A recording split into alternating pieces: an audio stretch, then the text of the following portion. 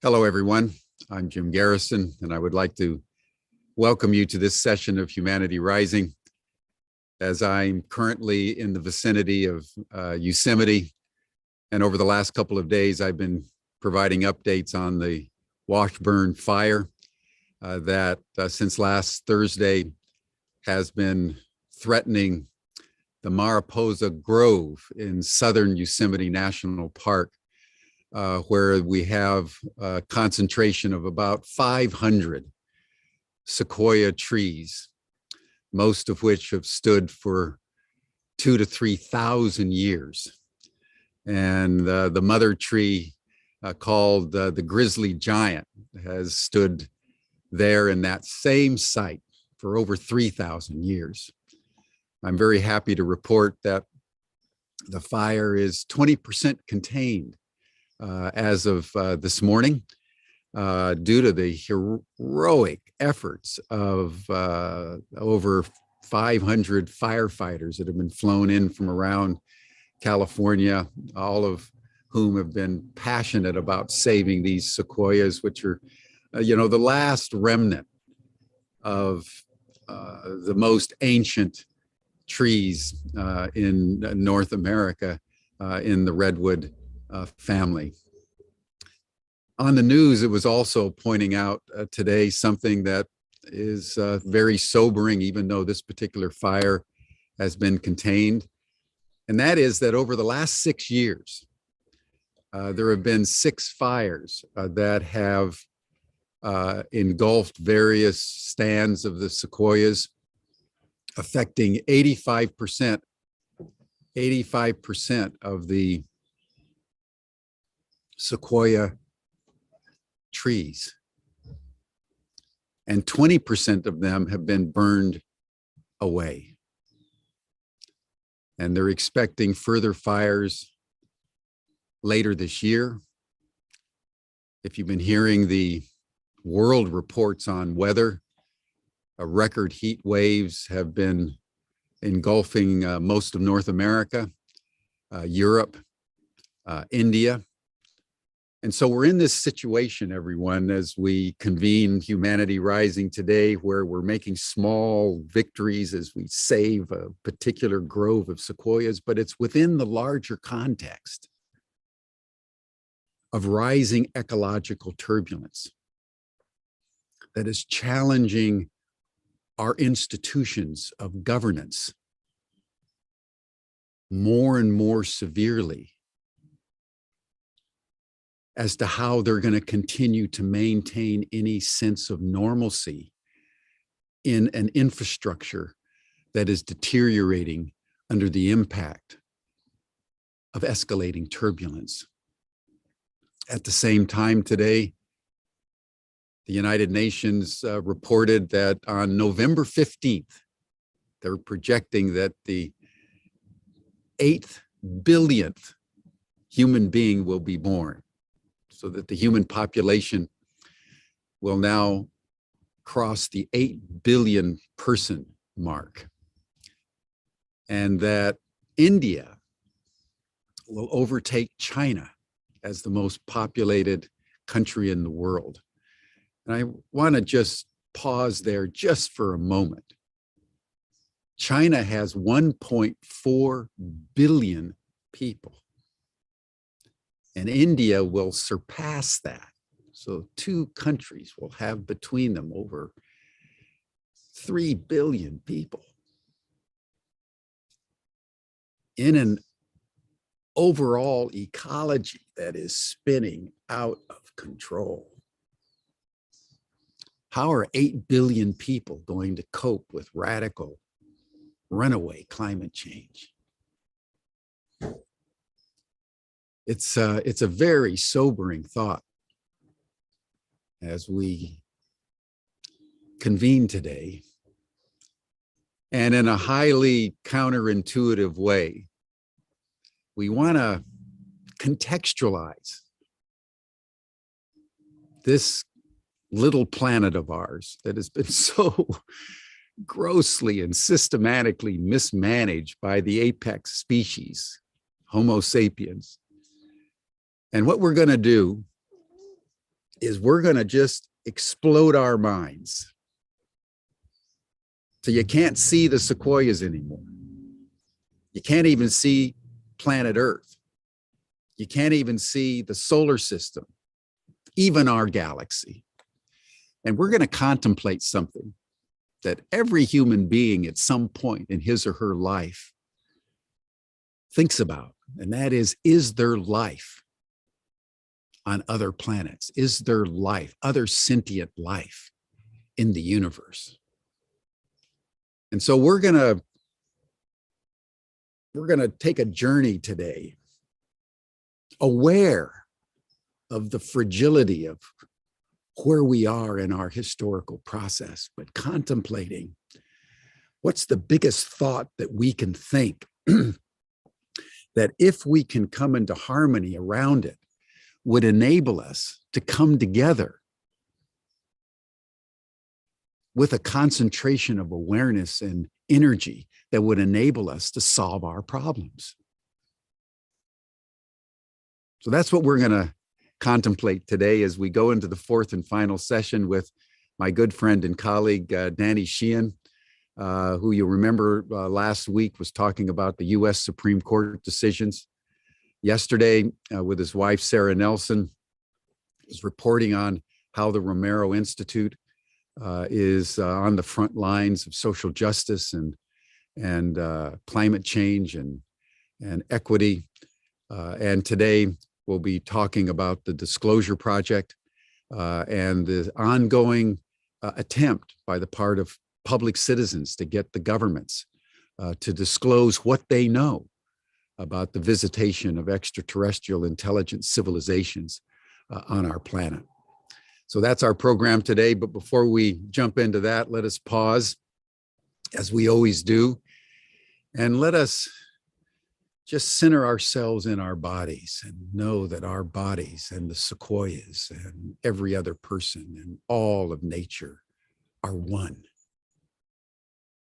Let us align ourselves with our hearts and close our eyes if we can and just breathe into our hearts. And in this moment, in the vastness of the universe, let us send our love and our water to the sequoias.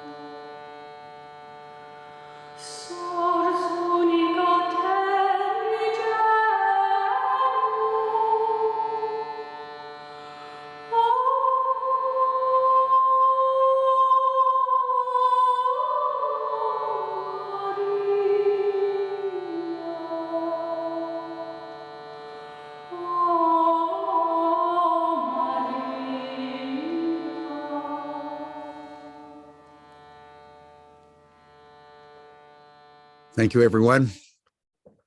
Now it's my pleasure and privilege to bring back again my good friend, Daniel Sheehan, who's going to talk to us today about the Disclosure Project. I'm sure you're going to have many questions and comments, and we'll get to as many of those as we can after Danny finishes his presentation. But Danny, welcome to Humanity Rising. I turn the podium over to you. Good morning, Jim. Good morning, everybody. As Jim has pointed out, as we gather here today, we're in the context of a whole series of disruptive experiences that we're all going through as a human family. We have, as Jim pointed out, this annual massive fire that is taking place in California again. This has happened repeatedly over the last half a dozen years. These massive fires that break out in California and burn down not only the houses of people, for example, the Paradise Fire a few years ago, the other major fires that have taken place, they burned down like 1,000 homes in a week. And they're firestorms, actually tornadoes, fire tornadoes that tear through the countryside and then into the populated areas, burning down homes and burning cars, people fleeing with fire all around them. And at the same time, we have this message from the United Nations that just this November, we're going to be crossing the threshold of having 8 billion human beings on our planet, pressing against the natural resources, the water, the foodstuffs, the arable land. This and we have talked about here over the period of the last week, the major political institutions of our planet under these stresses are appearing to be breaking down. We have a major land war going on in Eastern Europe with Russia invading the Ukraine territory. And thousands of people being killed, shooting hot lead into each other and bombing, almost unilaterally, Russia attacking the Ukrainian people, but the Ukrainian people fighting against the Russians and Western powers sending massive amounts of military equipment and bullets and into the Ukraine for them to fight back against the Russian incursion into their territory.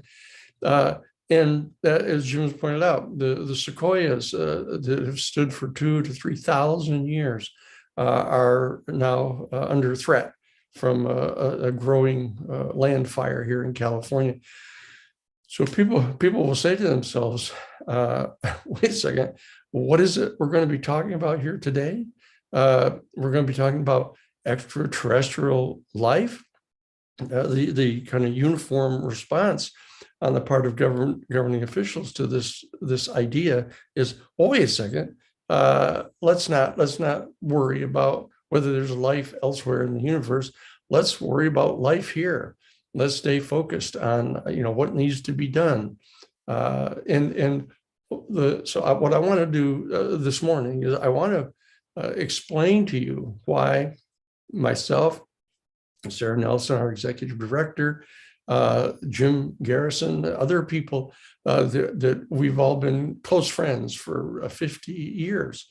Why is it that those of us who are spending each day addressing these kind of concrete, immediate problems of our human family, why is it that we would be interested in talking with you today about the issue of potential extraterrestrial life?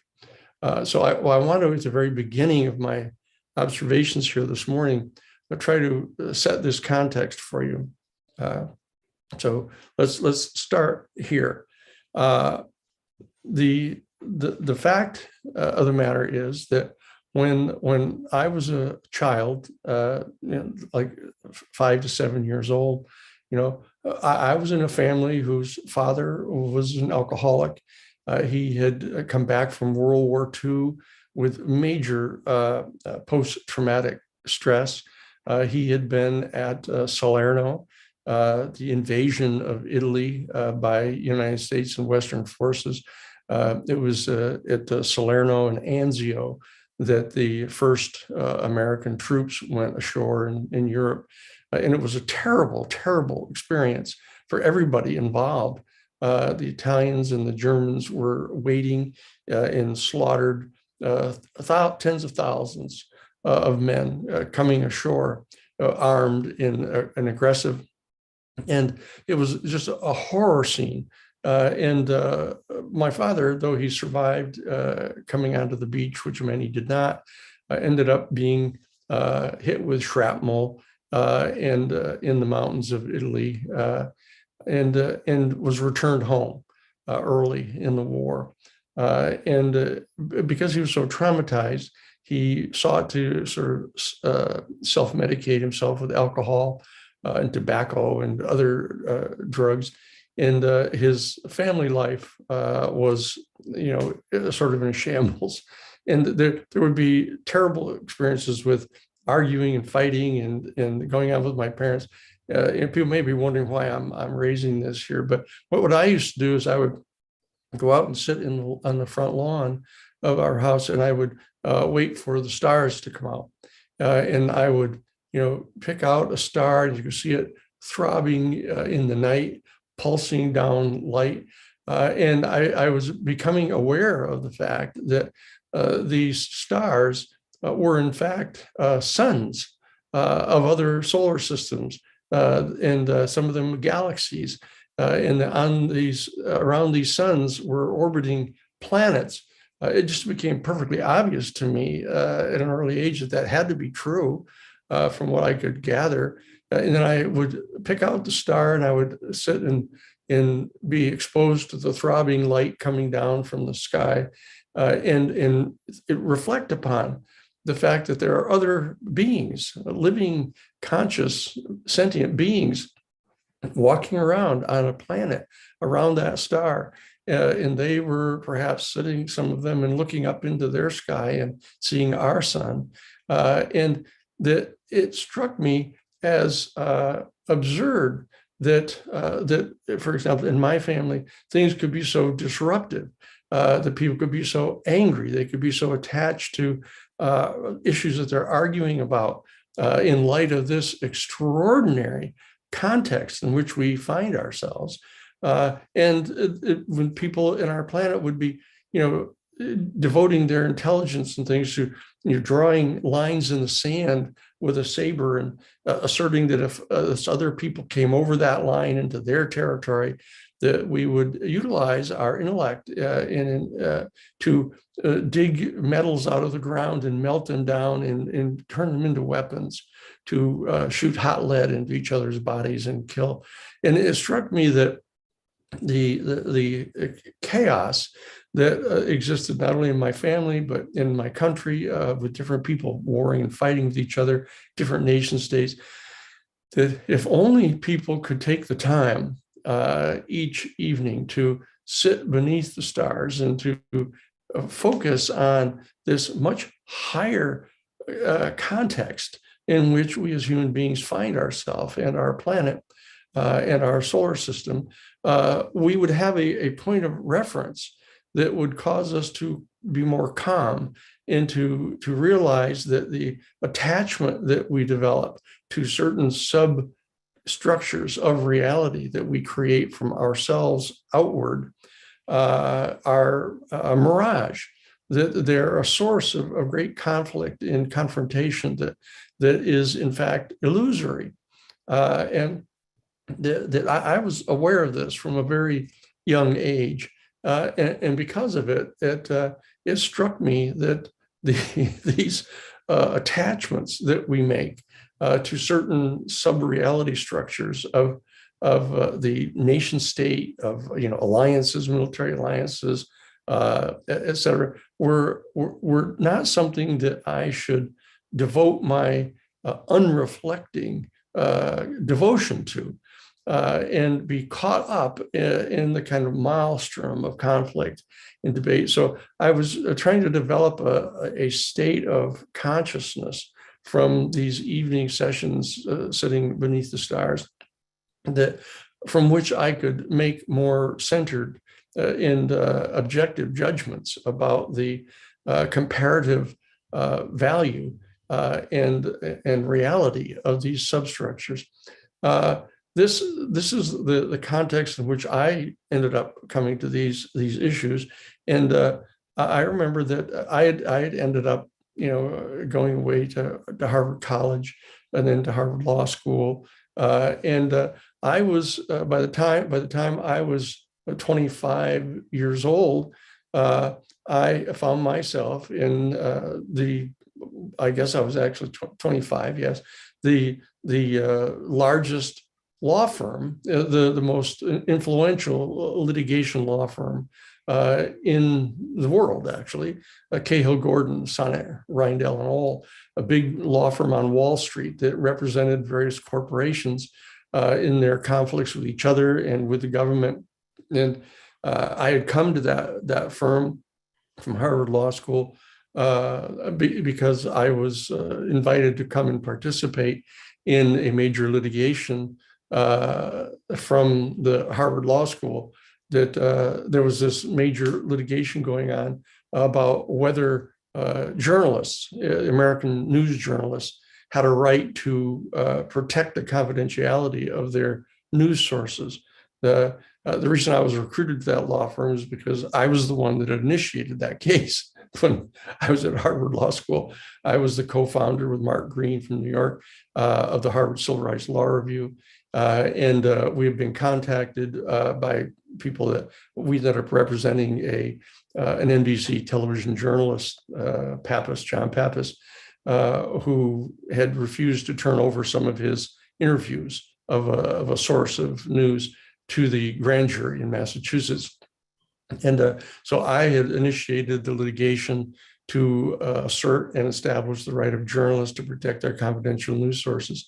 And so I had been recruited by the #1 corporate litigation law firm in the United States and the world to come to their firm and represent NBC News. And because of that, I had become involved at a very high level with these policy conflicts that are taking place in our country. I had studied how to try to approach these different issues at Harvard College, and I studied American governmental structures and systems, had studied international law and American foreign policy under Henry Kissinger. I studied, economics, and politics there. And so that I was in a position to try to shed some more objective light on these conflicts at that stage. And so I was at that point in my life between the age of 25 and 30, when I was at a national level in the United States participating in these type of discussions. And I had then been recruited from the Cahill firm by attorney F. Lee Bailey. F. Lee Bailey was considered to be the #1 criminal defense attorney in the United States. And he had recruited me after I'd spent a couple of years at the Cahill Gordon firm litigating cases like that case to establish the right of journalists to protect their confidential news sources from compelled disclosure in front of a grand jury. And I'd gone on to be one of the lawyers representing the New York Times to actually publish the Pentagon Papers, top secret 47 volumes of the internal Pentagon study conducted by the Rand Corporation of the causes of the Vietnam War. And I'd gotten recruited by Lee Bailey because he had been retained, his office had been retained to represent the Watergate burglar, James McCord, a former CIA wiretapping specialist who had been arrested in the Watergate Hotel on June 17th of 1972. And in the context of representing that case, I was having a number of conflicts with Lee Bailey, with F. Lee Bailey, because he had a completely different view of representing people than I did. I was trying to get to the bottom of what happened at the Watergate break-in. Why was McCord there as a CIA wiretapping specialist? Why was he in the Watergate Hotel with Cubans that were gunmen for Santos Trafficante, the head of the mafia out of Havana? What were these people doing in the national headquarters of the Democratic Party, wiretapping the telephones of Larry O'Brien, the director of the Democratic National Committee? So I was having these discussions with Lee Bailey, and I realized that we were sort of passing each other like ships in the night, not sharing the same worldview about what lawyers should be doing. He was trying to get all of the Watergate burglars to remain completely silent and not reveal who it was in the White House that had directed them to burglarize the Democratic National Headquarters. I was trying to get him to explain to me why they did it and what were they doing in there, and to try to figure out how to solve this problem. So Lee and I had this kind of major debate about this. And the bottom line is that I came to realize that we were functioning on completely different wavelengths with different worldviews. And I called over to Professor John Rawls, who was the head of the Department of Philosophy at Harvard University. I was there in Boston at Lee Bailey's office, and went to see him to have a conversation with him. And the long and the short of it is, he invited me to come back to Harvard after I'd already graduated from the college and graduated from the law school and was out practicing law.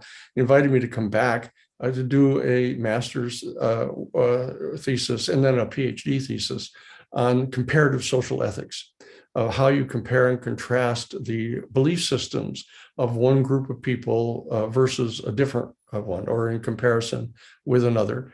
And so I was studying there at Harvard University at the Divinity School. That's where Jim Garrison and I met.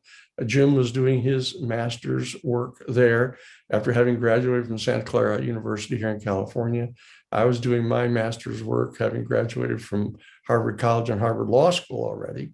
And one of the things that the point that I'm driving at here is, one of the things that I learned in studying under Dr. Ralph Potter at Harvard, who was the chairman of the Department of Social Ethics at Harvard University, comparative social ethics.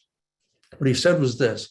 He said that when our human family, or any subgroup basically of our human family, is confronted by a serious policy question, a public policy question about how that community should respond to a particular problem that they were confronted with collectively, that our human family seemed to display this capacity to divide ourselves into these subgroups. He started explaining how his mentor, Professor Talcott Parsons, who was the founder of the Department of Sociology at Harvard University, had undertaken this major study that revealed that our human family, as I said, when confronted by a collective problem to their community, would subdivide themselves into these discrete subgroups and would be proposing completely different solutions to these particular problems. And he had done this work, and he had laid out this sociological bar graph pursuant to which people positioned themselves in a continuum from the extreme right to the extreme left on this political spectrum. And they would range from, at the extreme right, these authoritarian people, in the extreme left, these utopian people, and that they would move progressively from the right, from the authoritarian to the reactionary, to the conservative, to the moderates, to the liberals, to the progressives, and then to the utopianists, as they were characterized. I was surprised by this, because I had spent a lot of time studying public policy and governmental institutions, et cetera, and I'd never been told this. And so I began to look into this and discovered that what Dr. Ralph Potter, the protege of Talcott Parsons, was telling us was that the thing that determined whether a human being would fall into one or another of these camps, as it were, was predicated upon the decisions that a person had made in their life, in her or his life, with regard to the answer to four fundamental, profound questions that confront every human being during the course of their life. And these had to do with, number one, they called it Potter's box, this four-square box, this in the upper left corner of the box was the cosmological question. And that is, how did our universe come into being? Why is it, as they say, why is there something rather than nothing? How did this material realm that we find ourselves born into, how did this come into manifestation like this? And then the second fundamental question was what they call the teleological question, and that is, how is our universe unfolding? Is there any kind of logical, discernible progression that somehow our universe is engaged in? Is it expanding out in forever? Is it oscillating between expansion and contraction? What is the motive phenomenon underlying the activity of our universe? Is there some ultimate trajectory of the unfolding of our universe? The third question is called the ontological question. It's just a great big word for meaning, how did consciousness arise? How did consciousness of sentient beings arise in the midst of this unfolding material realm? That most people in Western civilization at least believe that the material, like rocks and water and air, are not sentient. They aren't conscious. But how did consciousness arise in the mix of this material realm? And the fourth and final of the four pillar questions was what they call the epistemological question, and that is, what are the means that we as human beings have at our disposal by means of which we can possibly answer questions of that kind of profound nature? Are we confined to just the data intake that we can engage in through our sight and hearing and taste and touch? These five sensory senses that we have? Can we have that sole means of taking in information and processing it through our intellect and our brain? Or might we have some additional faculties, so-called extrasensory faculties of discernment, even potential spiritual faculties by means of which we can discern more subtle dimensions of reality and take in the data to process that, pursuant to which we can come to some fundamental or profound insights with regard to the answer to these fundamental four questions. So you say to yourself, what in the world is Danny talking about here? Why is he talking about this when we've come together today to talk about the issue of extraterrestrial intelligence in the context of our day-to-day human conflicts in social challenges? The answer to it is this. What I discovered in doing the research that I was doing on my master's thesis originally, and then continued on into the PhD work that I was going to be doing there, I realized that there were more than just these 7 nodal points along the spectrum, the socioeconomic and political spectrum, that Talcott Parsons had postulated that there were, as I said, authoritarians, reactionaries, conservatives, moderates, liberals, progressives, and utopianists.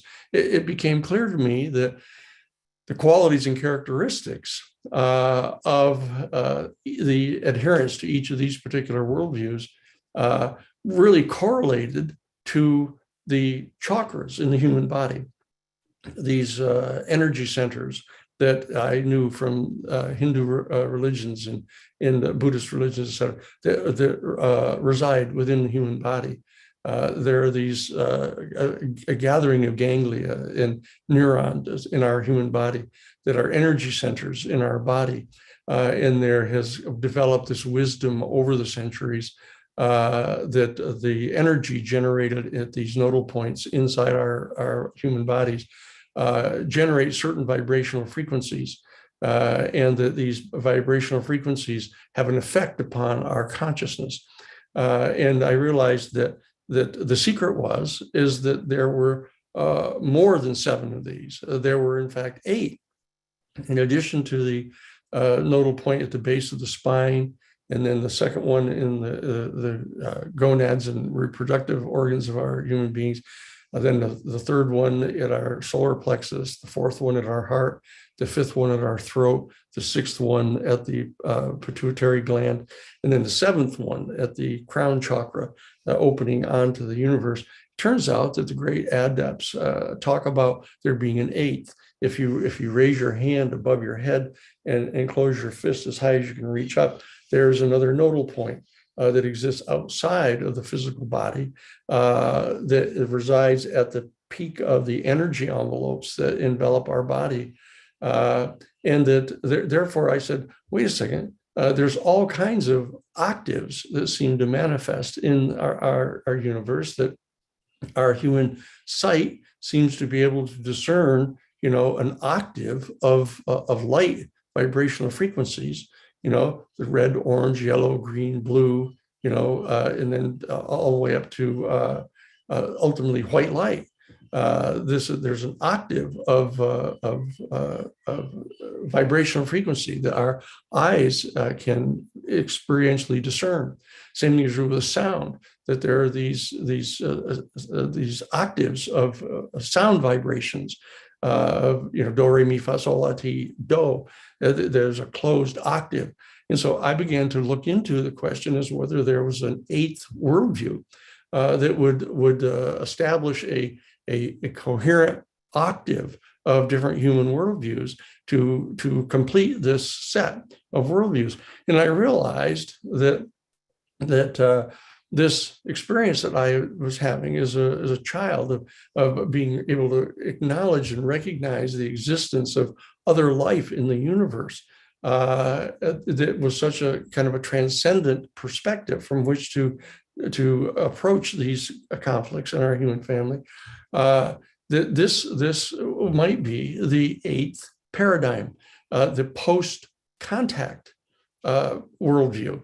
That all 7 of the major worldviews that have been articulated were all rooted in common with a fundamental belief that our human species is the penultimate evolution of consciousness in the material realm, and that we reside, therefore, at the apex of all evolved consciousness in the entire universe, and that we therefore are all this going on in the whole universe as far as conscious life goes on our planet, and that we as human beings, Homo sapien, are the height of all biological evolution among the sentient beings on our planet. And I said, well, I don't think that's true. I think that there's this other reality, another dimension of insight and context of what we're all engaged in here. And so I began to work on the development of there being actually an 8th worldview that finished the full octave of available human worldviews and began to develop that. And therefore, I began to go back into looking at the information that existed in our human family about the existence of other sentient life in our universe, to kind of flesh in that additional worldview, to try to figure out what the answers to these fundamental pillar questions might be about how the universe came into being, how it's unfolding in its teleological trajectory, how human consciousness evolved in the consciousness of other sentient beings, and then what these different faculties were that we might have at our disposal by means of which we could garner information to reflect upon the answers to these questions. And so that was the stage that I was at the Harvard University. And I was taking the courses at Harvard Divinity School because that's where the Department of Comparative Social Ethics and Judeo-Christian social ethics was there at the Divinity School. And it was there that I was recruited, actually, to become general counsel to the United States Jesuit Order at their national headquarters in Washington, D.C., to serve in their social ministry office, the office that deals with public policy issues, interestingly enough.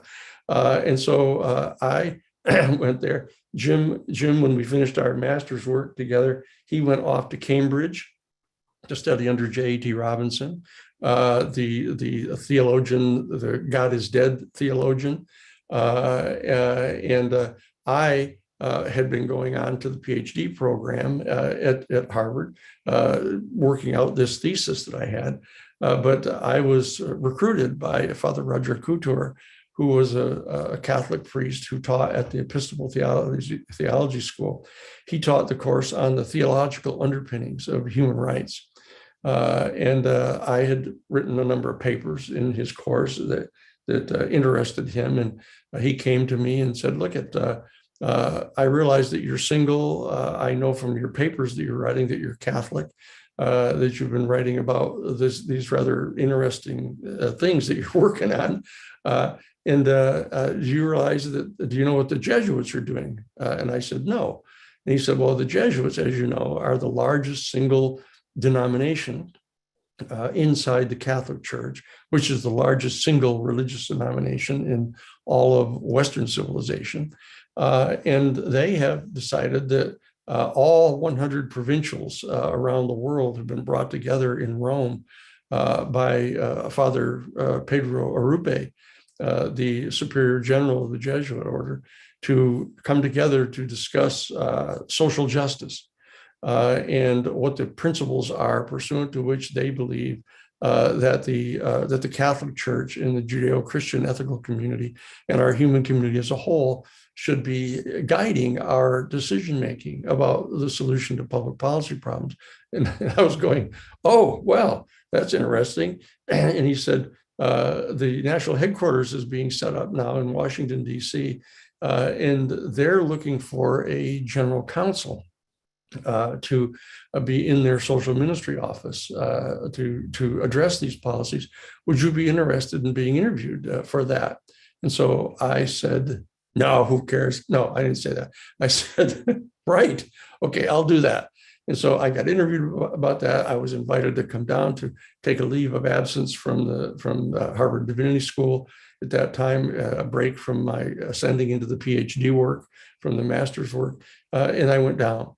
And there I was at the Jesuit National Headquarters, co-directing the Jesuit National Office of Social Ministry with Father Davis, Bill Davis, and I was at the headquarters and engaging in all kinds of issues. I was writing public policy papers for each one of the major cabinet positions in the federal government. That I was coming up with, understanding what the issues were that were before them and what the solutions are that we might be proposing, et cetera. And it was there that I was contacted in late December, early January of 1977. This was just after President Jimmy Carter was elected in November of 1976. And as it turns out that in November of 1976, following his election, somewhere he was elected around November 4th or 6th on 1976, that in like November 19th or so, he, being the president-elect, contacted the head of the Central Intelligence Agency and asked him to come in and brief him as the newly elected president on the issue of UFOs and the issue of extraterrestrial intelligence. Because as it turns out, Governor Jimmy Carter, governor of Georgia, had seen a UFO, not just a light in the sky or some phenomena that he couldn't understand. This was a full craft, a major UFO craft that hovered over a meeting that he was having with other government officials. He came out and he saw that. They all saw it. So he knew that there was such a thing. And so right after he got elected in November of 1976, he called in the head of the Central Intelligence Agency, who at that time was George Herbert Walker Bush, George H.W. Bush, George Sr., and called him in as the CIA director and asked him, Bush, to brief him, President Carter, on the issue of UFOs and the issue of extraterrestrial intelligence. And Bush said to him, look, I'd like to stay on as your CIA director. I would like to be like John J. Edgar Hoover, who had been allowed to stay as the head of the FBI, one administration after another, regardless of what political party was in charge of the White House and the executive branch. I'd like to be able to stay on. And if you'll allow me to stay on, then I'll brief you on this. And President-elect Jimmy Carter said to him, no, I've got my own person that I have in mind to become the head of the Central Intelligence Agency. So I appreciate your offer, but I'm not going to keep you on. And so George Bush refused to brief him.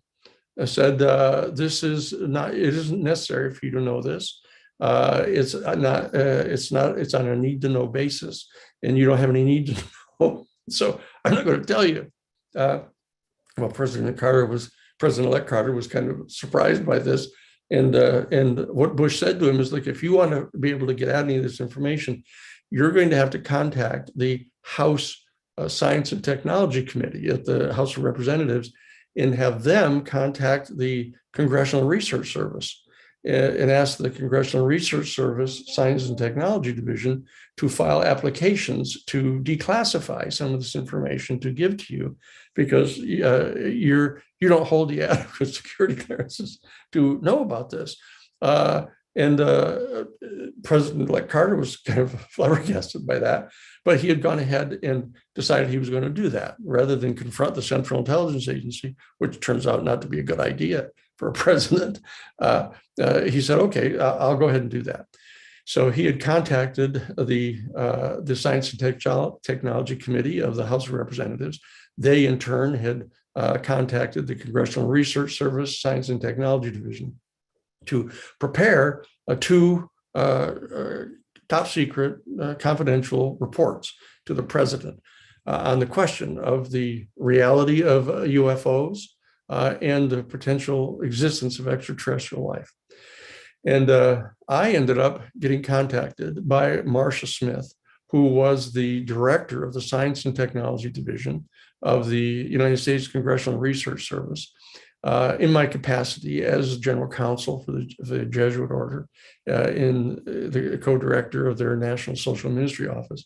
And she asked if I could possibly reach out to the Vatican and to the Vatican archives and see if we at the Jesuit headquarters could get access to the information, if any, that the Roman Catholic Vatican possessed about the issue of UFOs or extraterrestrial intelligence. And so I said, well, okay, I'll check that out. And so I asked Father Davis if he would approve it, and he said he would. And then we went to the assistant provincials, the 10 assistant provincials for North America, to get their permission for doing this. And then they got the permission of the provincials, the 10 provincials of North America, to have us ask that question. So I went ahead and contacted the Vatican in my official capacity. And to my chagrin, they said no, they were not going to give the information to us. So I sent a second letter to them and said, wait, maybe you don't understand. This is President Carter wants to have this information. We want to participate in sharing this information with him from the Jesuit order. And they wrote back, no, we're not going to give you such information. And so they didn't say we didn't have it. They just said they were going to give it to us. And so I had to get back to Marcia Smith and let her know that, unfortunately, I wasn't going to be able to do what she asked. And then several weeks later, she contacted me and she said, Dan, she said, could we have lunch together again? I need to share something with you. So I went to lunch with Marcia Smith, and she said, look, the House of Representatives that actually passes on all financial bills for the United States government, that they have to initiate all spending bills in the House. They have just cut half of the annual budget for the SETI program, the Search for Extraterrestrial Intelligence, that is based out at the Jet Propulsion Laboratory out in Pasadena, California, that has all the big dishes, the big radio telescopes, searching for radio signals out in outer space to discern whether there's any intelligent life elsewhere. That's the mechanism that they were using, at least the public mechanism. And the people there, the scientists there, are distressed about losing half of their budget, and they don't believe that they can lobby Congress because of the Hatch Act, which prohibits government officials from lobbying on behalf of their own departments. And so that would you be willing to go with some of the astronauts to meet with some of the key members of the House of Representatives on the Appropriations Committee and see if you can get the budget reinstated?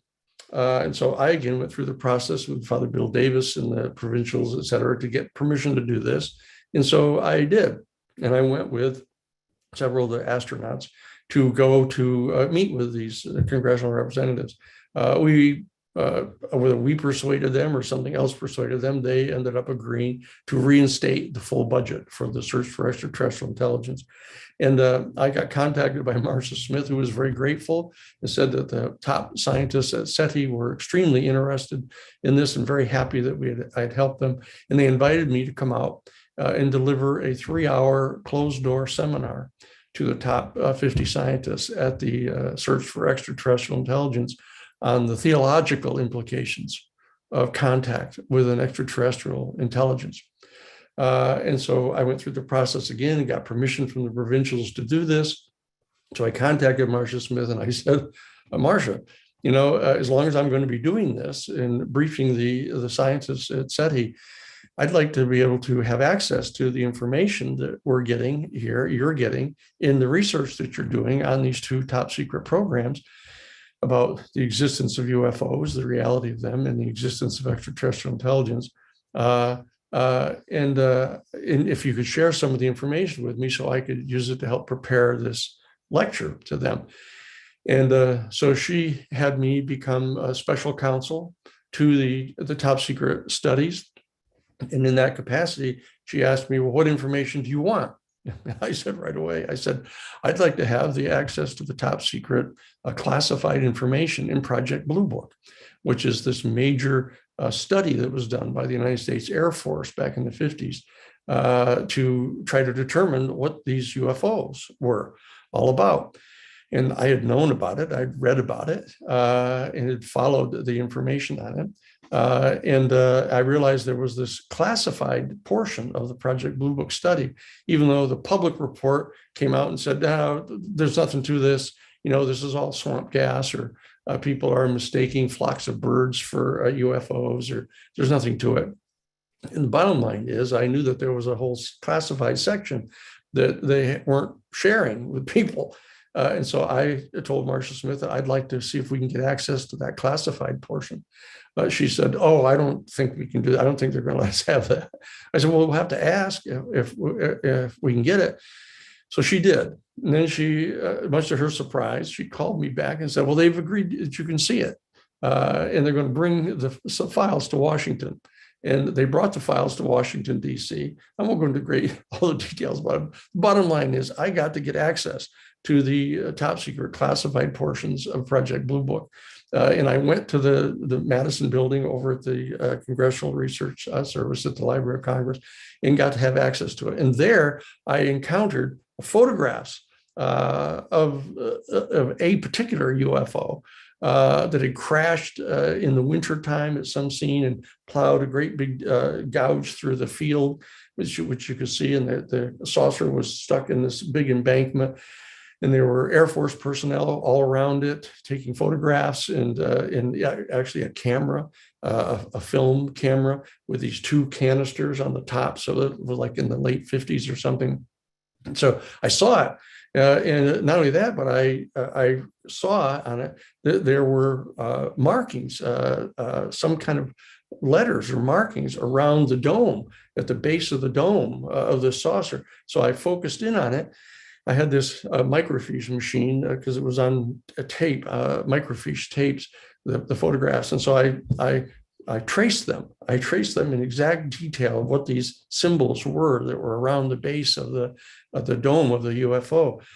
And I brought them back to the Jesuit headquarters, and I showed Father Bill Davis, my supervisor, my superior at the Jesuit headquarters. I was a candidate for the Jesuit priesthood at that time, and so I showed him these symbols, and he reaches down in his desk drawer, and he pulls open the desk drawer, and he takes out this manila envelope, and he hands it to me. And so I opened it up and I pulled out this. It was an 8.5 by 11 black and white glossy photograph of a UFO. And I said, where did you get this?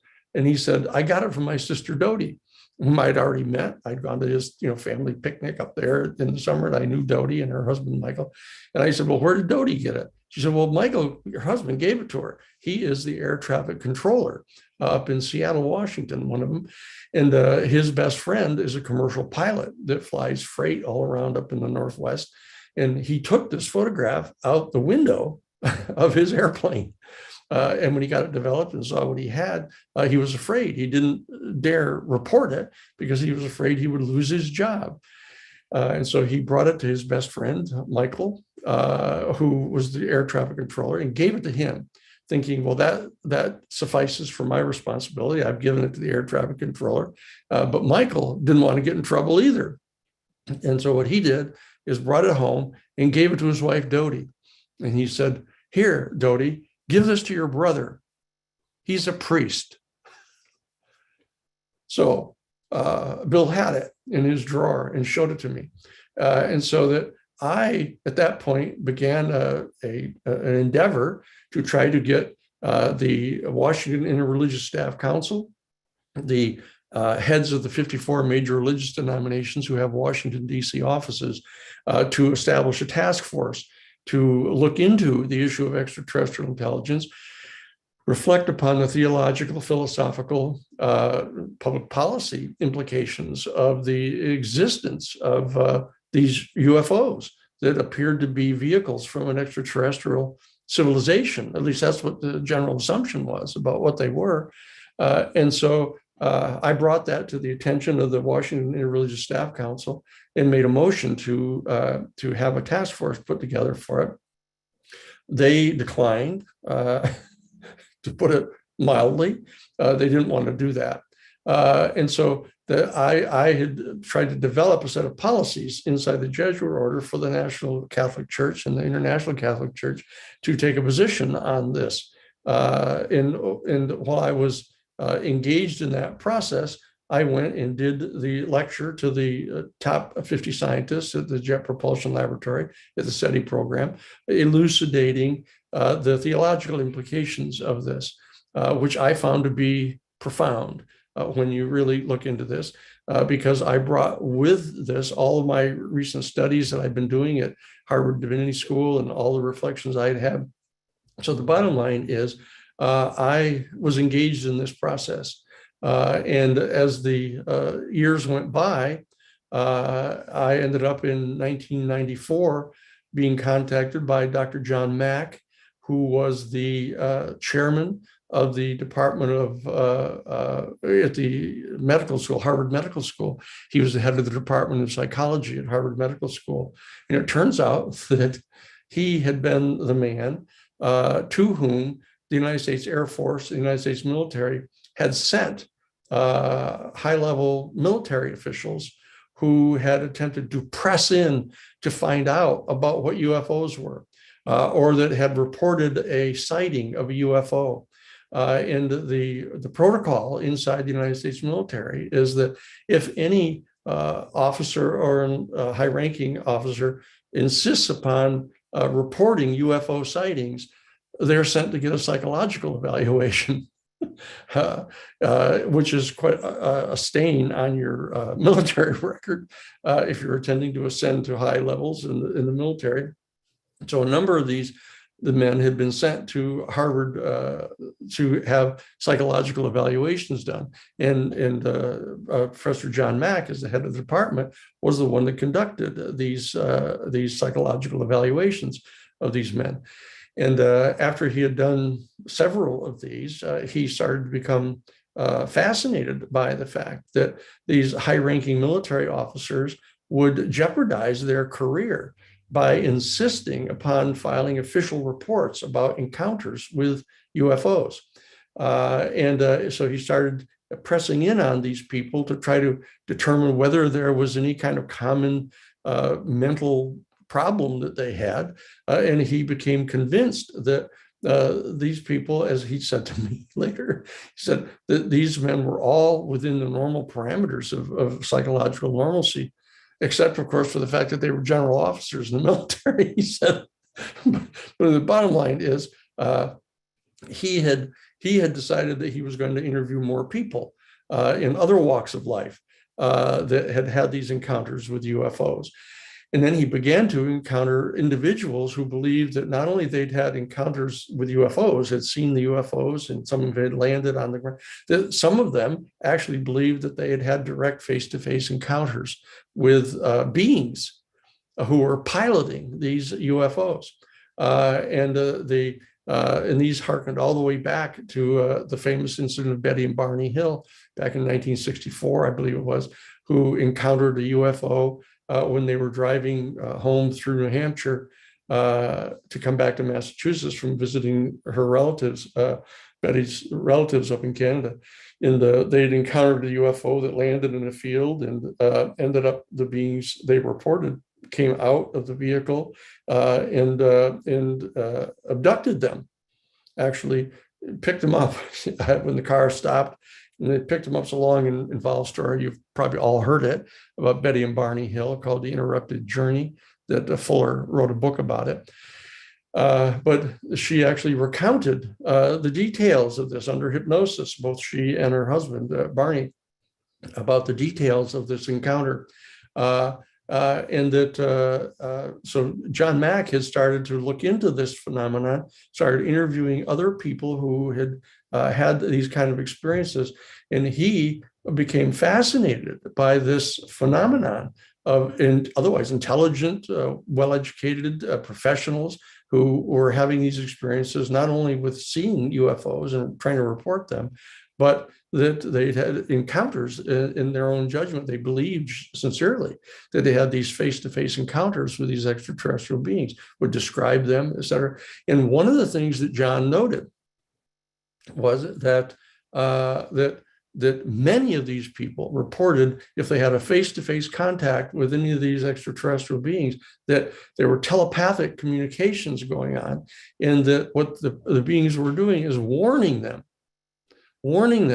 that our human family had to get rid of all of our nuclear weapons, because these nuclear weapons were threatening to destroy the entire ecosystem of our planet if there was a major exchange of nuclear weapons.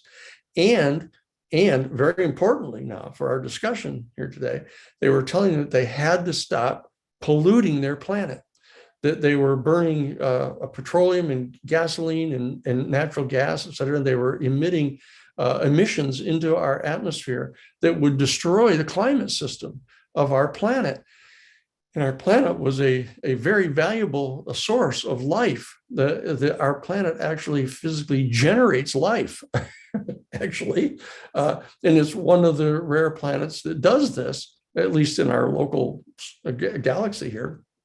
And that now I got contacted by Professor John Mack because he was so fascinated by this information that he was getting from all of these people that he wrote an article for the New England Journal of Medicine about this phenomenon, this psychological phenomenon of people being so sincerely convinced that they were having this experience, and that this kind of information was being conveyed to them. And he tried to tell the New England Journal of Medicine about this, trying to treat it from a professional point of view as the chairman of the Department of Clinical Psychiatry at Harvard Medical School.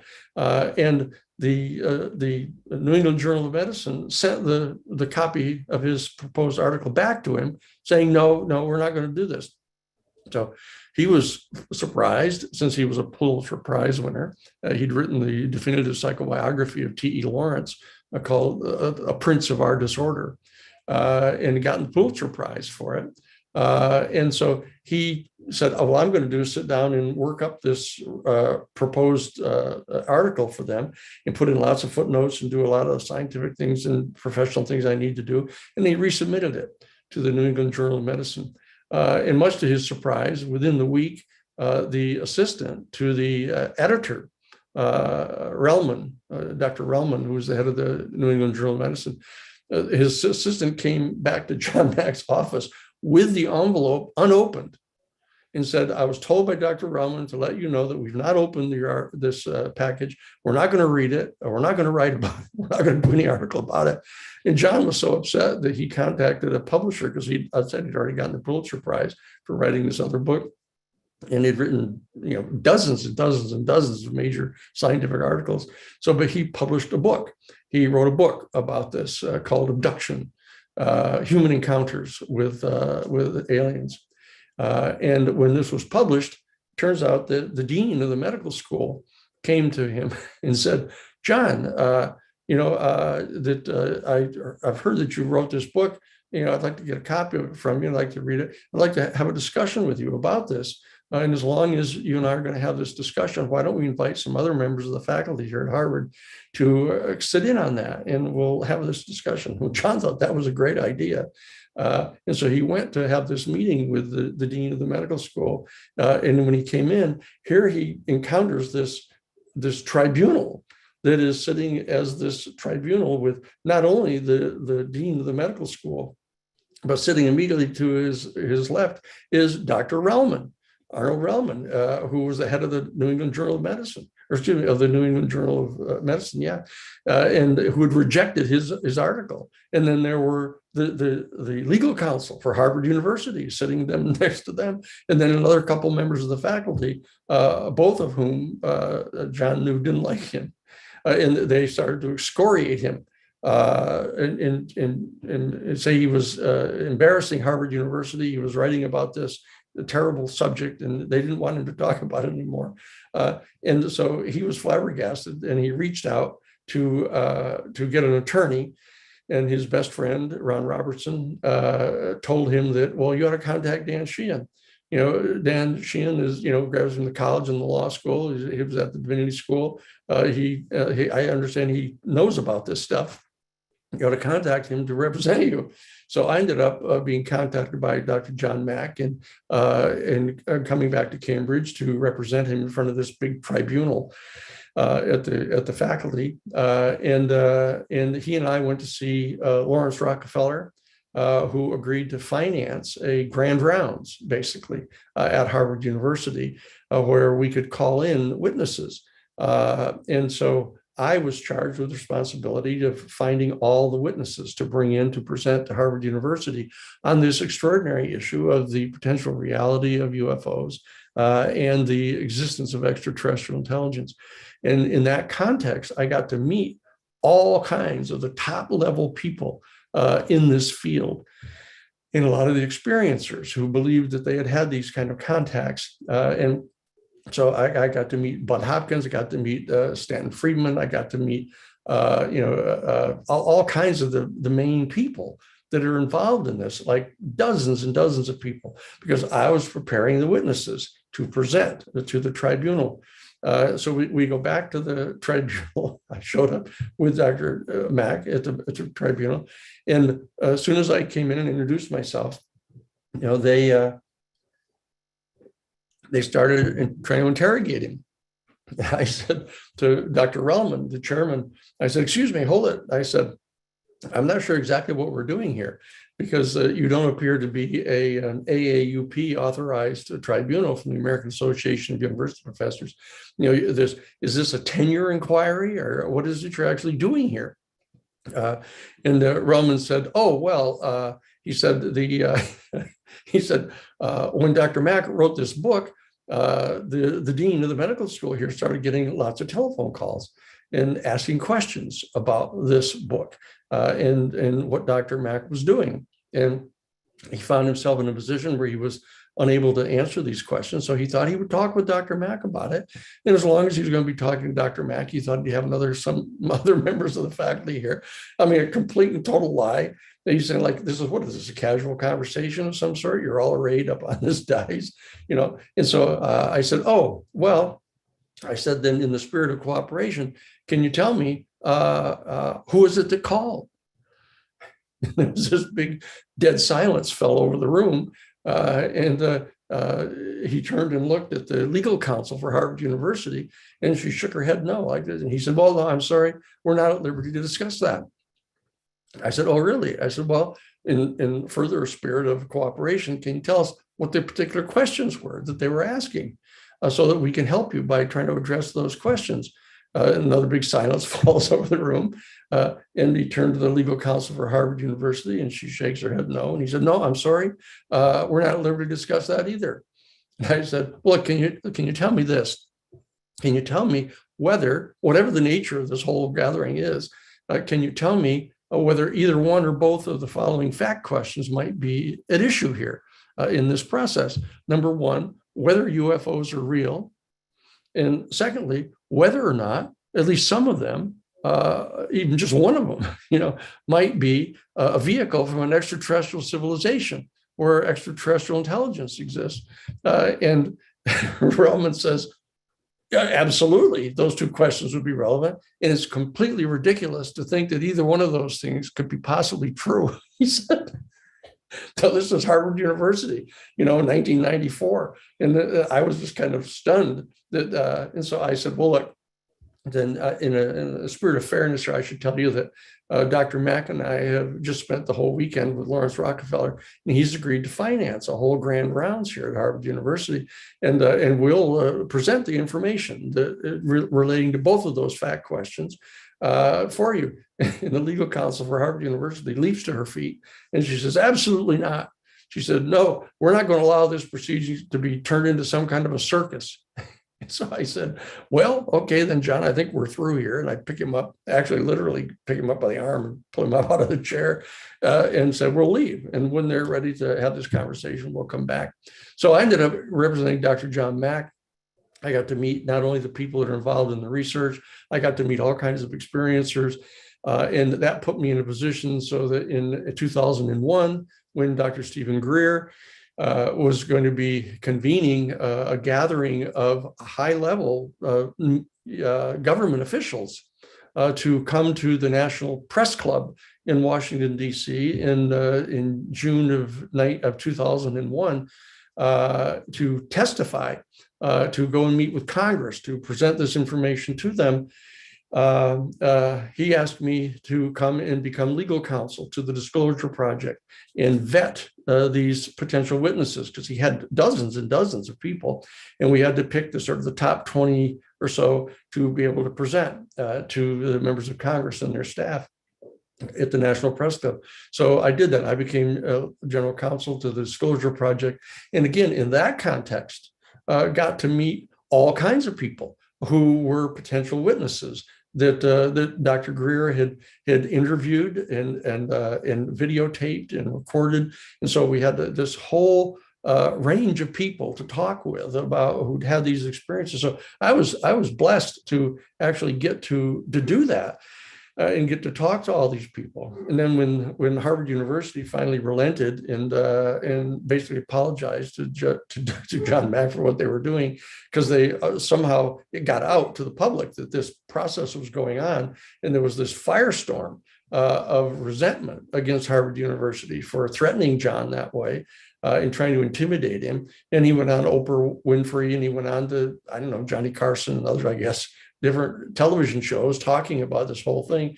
And it sort of became this huge issue in the American culture. And so that I had become part of this.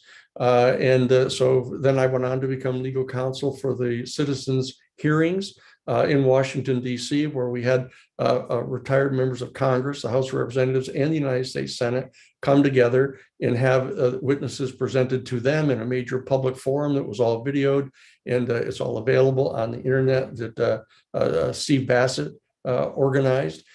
And I became general counsel to that process and got to meet all of those people and all those witnesses, many of whom I knew, of course, by that time. And more recently, I've been contacted by Lou Elizondo, who was the head of the top secret Pentagon investigation of UFOs, the Advanced Aerospace Threat Identification Project. He contacted me. He's the one, along with Christopher Mellon, the Assistant Secretary of Defense for Intelligence, who revealed the existence of these Tic Tacs, the UFOs that have been flying around the U.S. nuclear aircraft carriers and flying circles around our F-18 Super Hornets, and been going and coming at this place off Baja, where the USS Nimitz is now based to observe them all. And so I've been involved in meeting with the Inspector General of the United States Defense Department, with Lou Elizondo, to share with them the information that he developed for 10 years, first as the chief of security for ATIP and then as the director. And so I've been engaged in this process now for many years. And I believe that we're at a point now where the New York Times is publishing front page stories about the existence of UFOs. The United States Pentagon has now acknowledged that these are real, that these are not swamp gas. These are not, lights shining, searchlights shining off the bottom of clouds and being misrepresented. These are real vehicles that they're traveling at over 43,000 miles an hour inside our atmosphere with no friction. They are descending from, coming in from outside our atmosphere, over 80,000 feet, and descending to the surface of the ocean, within 0.7 seconds, 0.7 of a second, traveling, 80,000 feet and coming to a complete stop, generating like 60 tons of G forces, 60 Gs of, not tons, 60 Gs of gravitational pressure on people that would turn people to soup, and then stopping and then going underwater and traveling at over 100 miles an hour underwater, these UFOs, and that they're all around, and that there are hundreds of sightings that have been suppressed by the United States government and other governments around the world, and that there's been top secret studies going on of these vehicles, and top secret studies going on about the existence of whoever the beings are that are piloting these. So that I've been privileged to be involved in conversations with people who've had the experiences, the military officials that are involved, U.S. government officials that are involved in this. I've come to you today to talk with you, in conclusion, to give you time to ask some questions, I guess, about what the implications of this are, what the theological implications are, the philosophical implications, the public policy implications, the psychological implications. And very importantly, we have experiences like, for example, the aerial school in Africa, and where a UFO landed at a schoolyard with dozens of young kids were there, and two beings got out of the vehicle and telepathically communicated to these children, visions of our planet, completely deserted, trees all dead and dying, the life dying on the planet, and telepathically communicated to these children that we had to stop contaminating our own planet with these global greenhouse gas emissions. The kids could tell. And these children all drew pictures, of what they saw, and they separated them all out. Dr. John Mack flew there immediately and interviewed them all. It's all on videotape. It's the Ariel School in Africa. And so that this lesson brings it all back to what we began talking about here at the top of our discussion today, that this climate change that we are imposing upon our planet through the burning of fossil fuels, of petroleum and natural gas, both. Natural gas is not a fallback to say, oh, here, let's stop burning gasoline as a source of our electrical energy generation. Let's do natural gas. They're both emission rich in fuel sources or energy sources, and we have to stop doing it completely. We've got to go to solar power and tidal power, geothermal power, and 0 point energy. And there's all kinds of things that we need to be doing to move away from the burning of fossil fuels and reverse this process of global climate change. And extremely importantly, this is a message that is being communicated consistently by the UFO beings who are being reported as having face-to-face contact and telepathic communications with hundreds and hundreds and hundreds of our human beings. And they're trying to report it. And it's clear that there was a top secret suppression program going on, choreographed by the Central Intelligence Agency. Everybody should go and get a copy of this 2-volume set that was written by Richard Dolan, who was a PhD history student at the University of Pennsylvania. It's called UFOs in the National Security State. UFOs in the National Security State by Richard Dolan. And you'll see the top secret classified documents that have been extracted through the Freedom of Information Act that lay out this secret program of suppressing people who are trying to report the existence of these UFOs. And that this is an extremely important public policy problem. It impinges directly upon the issue of global climate change, and of course, the elimination of thermonuclear weapons. The two of the single most important things that are being communicated by the extraterrestrial beings, that we have to eliminate all of the nuclear weapons on our planet, and we have to stop global climate change and stop burning fossil fuels as the major source of our electrical energy. These are the two things that are being conveyed to us. So that's why we're talking about this. And I believe that the consciousness that is entailed in coming to a visceral recognition of the existence of extraterrestrial life all around us in the universe, in the fact that there are probably closer to 500 billion stars in our own galaxy.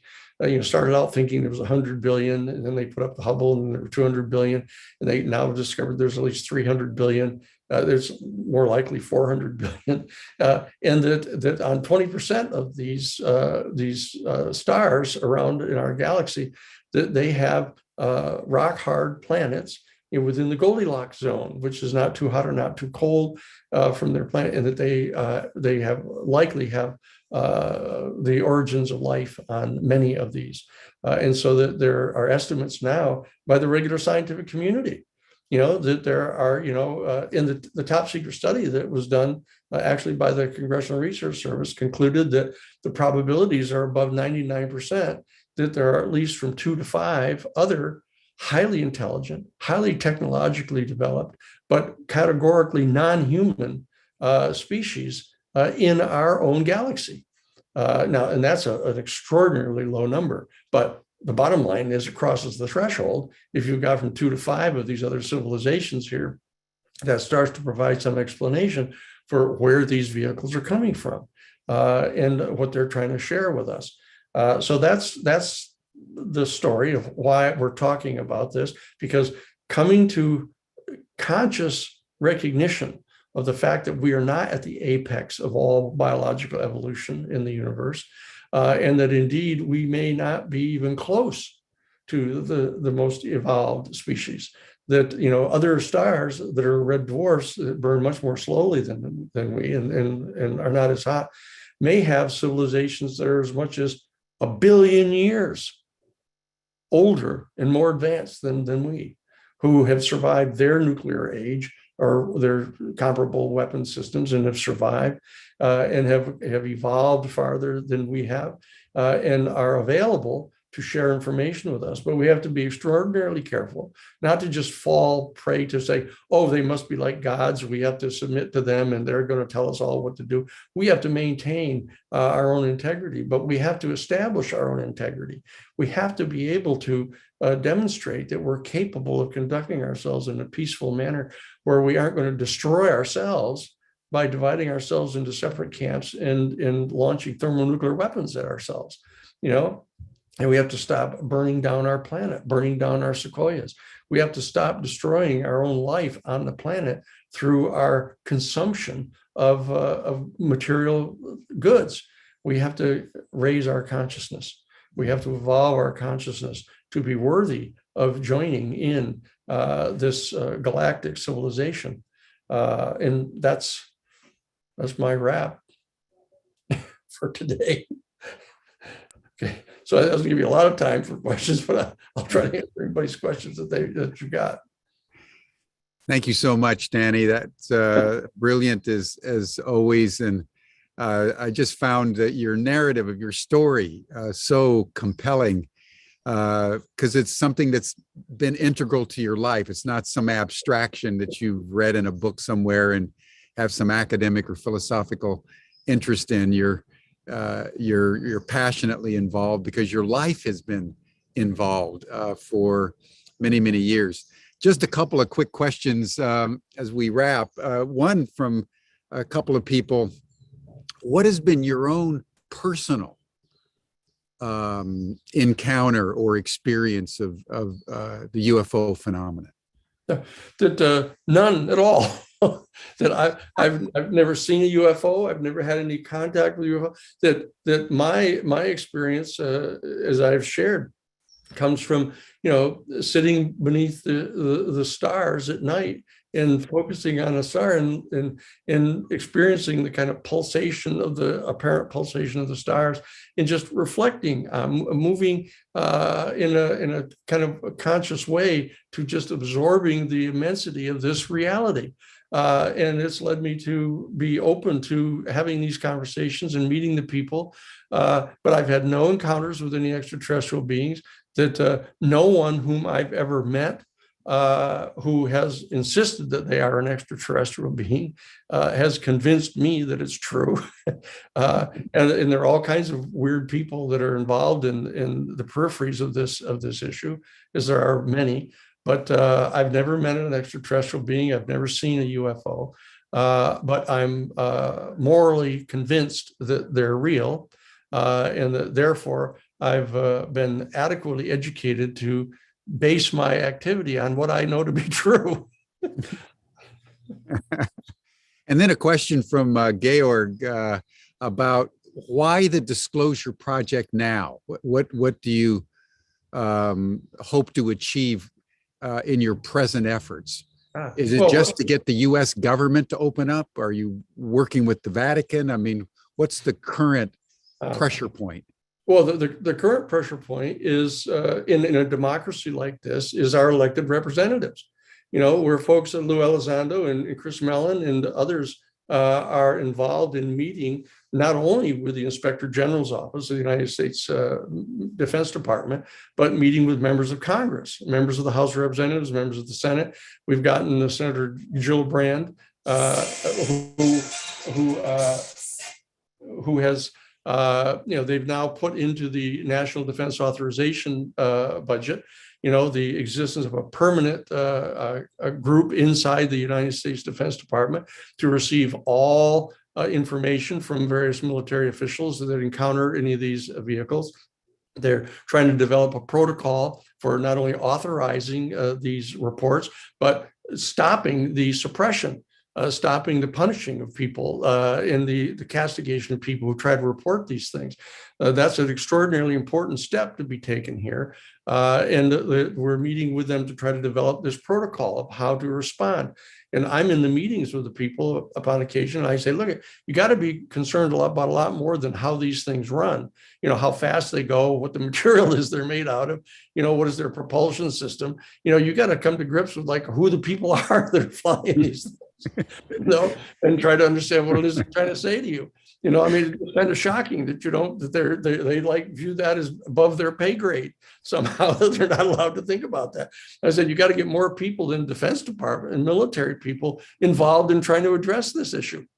You need scientists, you need philosophers, you need theologians, you need economists, you need public policy people. We're getting set to realize as a Catholic Church has issued an official public statement about this, saying that now, in light of the discovery of more and more of these exoplanets, it's become clear to us. This is an official Vatican statement that it has now become clear to us that much sooner than we had previously anticipated, we're going to be discovering the existence of life elsewhere in the universe. And therefore, the time has arrived for us to initiate an extraordinarily important discussion of the profound philosophical and theological questions that are posed to our human family by the discovery of life elsewhere in the universe. That's the question I want to leave with people. That's what we've got to be doing. We've got to turn our attention to trying to address these profound questions about who we are in the universe, what the ground for ethical principles are, so that we can prepare to become members, peaceful and trusted members of the galactic civilization that we're a part of. Thank you, Danny. I think that's a good place to close us out. You've left us with the fundamental question, everyone. How do we as human beings, in the awareness that we are not alone, how do we comport ourselves with each other and with our precious planet as we prepare ourselves for contact with extraterrestrial civilizations that, as Danny said, may be millions, billions of years in advance of our own, and who've been coming urgently, warning us that we need to change our ways. So thank you, Danny. It's been a pleasure. These 4 days have been exciting, and we will have Danny back, and hopefully Sarah and other members of the Romero Institute. I want to just remind people to go on romeroinstitute.org if you want to support Danny and his work, because he's covering a lot of front lines simultaneously with a passionate heart. So Danny, thank you. Thank you so much. Thank you, Jim. Thank you, everybody, for listening. I appreciate it. Thank you, everyone. That brings us to a close today. You're welcome to join the after session chat group, and we'll see you tomorrow. Tomorrow, we're going to start a 3-day program on the therapeutic use of psychedelics. Bye for now.